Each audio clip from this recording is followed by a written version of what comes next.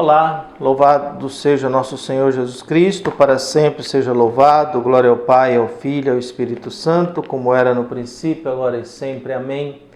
Queridos irmãos e irmãs, paroquianos da nossa paróquia, Nossa Senhora da Badia, Diocese de Cristalândia, graça e paz, que Deus abençoe e ilumine a todos nós, unidos na fé nesse sábado, dia 23 de março de 2024, terminando esse tempo da Quaresma, já nos preparando para a Semana Santa, mas a Quaresma termina na próxima quinta-feira. Então peçamos a Deus que guie e ilumine nessa quinta semana da Quaresma, atentos ao Evangelho de Jesus Cristo, tirado de João, capítulo 11, versículos de 45 a 56. O Senhor esteja convosco, Ele está no meio de nós. Proclamação do Evangelho de Jesus Cristo segundo João. Glória a vós, Senhor. Naquele tempo, muitos dos judeus que tinham ido à casa de Maria e viram o que Jesus fizera, creram nele. Alguns, porém, foram ter com os fariseus e contaram o que Jesus tinha feito.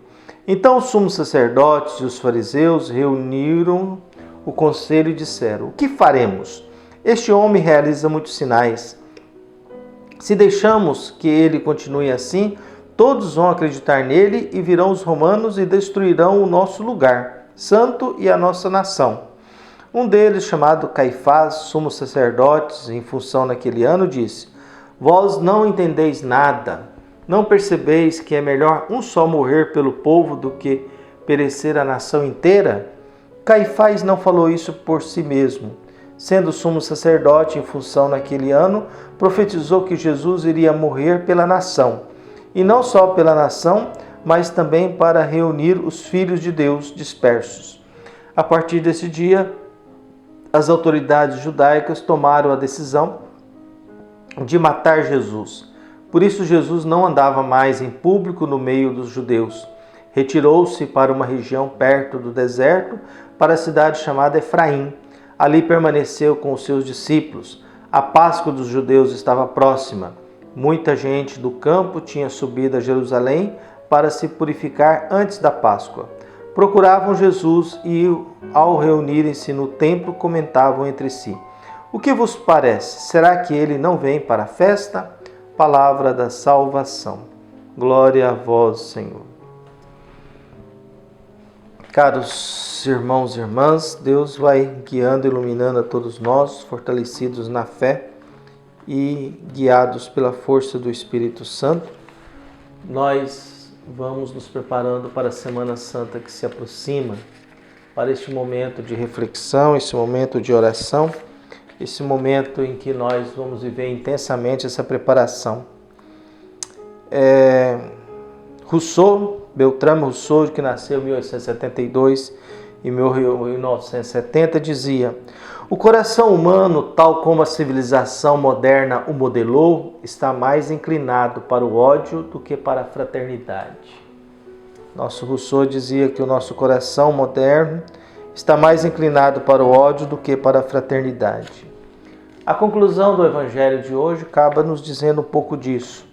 Aqueles que estão reunidos no espaço que é a representação do poder religioso e econômico, político e ideológico, diante de uma ideia de Caifás, que Jesus deve morrer para salvar as nações e unir todos os filhos de Deus, nos mostra que muitas vezes o mundo religioso está mais voltado para o ódio do que para a fraternidade.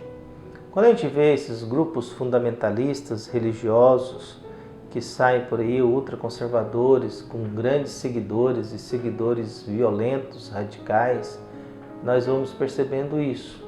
A instalação de um novo sinédrio, a instalação de uma nova inquisição, a instalação de um novo poder paralelo que quer fazer com que a igreja não viva na dimensão do poder, do poder do perdão, mas sim do poder do privilégio, da realeza, da riqueza. Até que nós muitas vezes nos comportamos como príncipes medievais, né? Nós nos vestimos às vezes como príncipes medievais. Gostamos das vestes hierárquicas para dizer que nós somos separados, puros e santos, e por isso homens de pura oração, incapazes de ter fragilidades humanas e donos do poder. Só que a vida não é assim. Quando Deus fala que o maior diante de Deus é o menor, ele está certo. Deus gosta muito de gente humilde, simples, mas também de gente de coragem.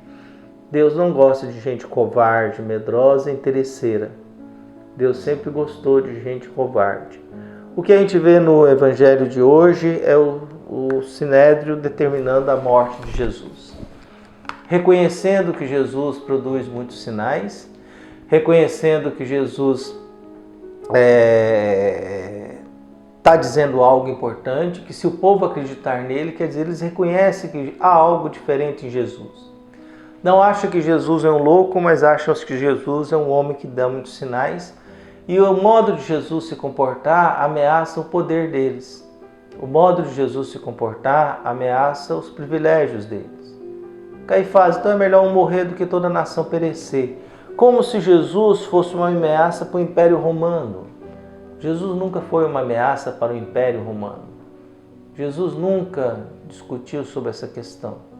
A questão de Jesus era sempre a hipocrisia humana diante do mundo religioso.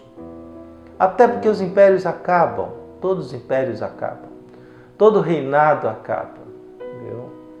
Todo imperador morre. Viu? Toda pessoa que acha que é dono de Deus morre. A gente vive no Brasil essa idolatria aí entre Lula e Bolsonaro. É um discurso de idolatria, as pessoas nem percebem isso, viu? Em que a gente colocou ambos como deuses e por causa disso a gente destrói a amizade, destrói a convivência, destrói a paz, perde o sono. Fazem discurso que a gente olha e não sabe se é realidade. Começa a publicar coisa que não está na pauta do mundo, do legislativo. Coloca decisões diante de um que não pode tomar tal decisões. Então, nessa confusão toda de aprovar e de desaprovar, é desconhecer o sistema que o Brasil vive. É desconhecer o sistema de leis e normas que o Brasil possui. É claro que há muita injustiça, muita hipocrisia, muita desonestidade, há muito crime, há muita corrupção dentro e fora da igreja. Em qualquer ambiente sempre está, e por isso que o poder é sempre algo muito perigoso e ele, se a gente ceder, ele nos corrompe profundamente. É sempre uma luta a gente se livrar dessa necessidade ou dessa vontade que a gente tem de ter muito poder nas mãos. É sempre uma grande luta. O que nós temos agora é o medo do pessoal de perder o seu poder. E por isso uma reunião do alto escalão religioso para definir que Jesus tem que morrer, porque caso contrário, as pessoas vão acreditar nele. O Evangelho de João gira em torno disso, das pessoas acreditarem nele, das pessoas apostar a sua vida em Jesus. E nós também somos convidados à mesma coisa, uma atitude de crer, uma atitude de acreditar, de pedir a Deus que abençoe, pedir a Deus que fortaleça, pedir a Deus que guie e ilumine a todos nós. Possamos abrir o nosso coração e que Deus esteja presente na nossa vida, nos ajudando a perseverar na fé, nos ajudando a guiar e, acima de tudo, ter um coração bom, capaz de perdoar sempre, e que Deus nos livre dessa tentação do poder, dessas tentações que a gente vive constantemente, de ter impérios, de ter riqueza, de ter fama, privilégio, de sermos donos do mundo. Afinal, a grande pergunta é: que adianta você ter o mundo inteiro e você perder a própria vida? Rezemos juntos a oração da campanha da fraternidade. Deus Pai, vós criastes todos os seres humanos com a mesma dignidade. Vós os resgatastes pela vida, morte e ressurreição do vosso Filho, Jesus Cristo, e os tornastes filhos e filhas santificados no Espírito. Ajudai-nos nessa quaresma a compreender o valor da amizade social e a viver a beleza da fraternidade humana aberta a todos, para além dos nossos gostos, afetos e preferências, num caminho de verdadeira penitência e conversão. Inspirai-nos um renovado compromisso batismal com a construção de um mundo novo, de diálogo, justiça, igualdade e paz, conforme a boa nova do Evangelho. Ensinai-nos a construir uma sociedade solidária, sem exclusão, indiferença, violência e guerras, e que Maria, vossa serva e nossa mãe, nos eduque para fazermos vossa santa vontade. Amém. Um abraço e até mais.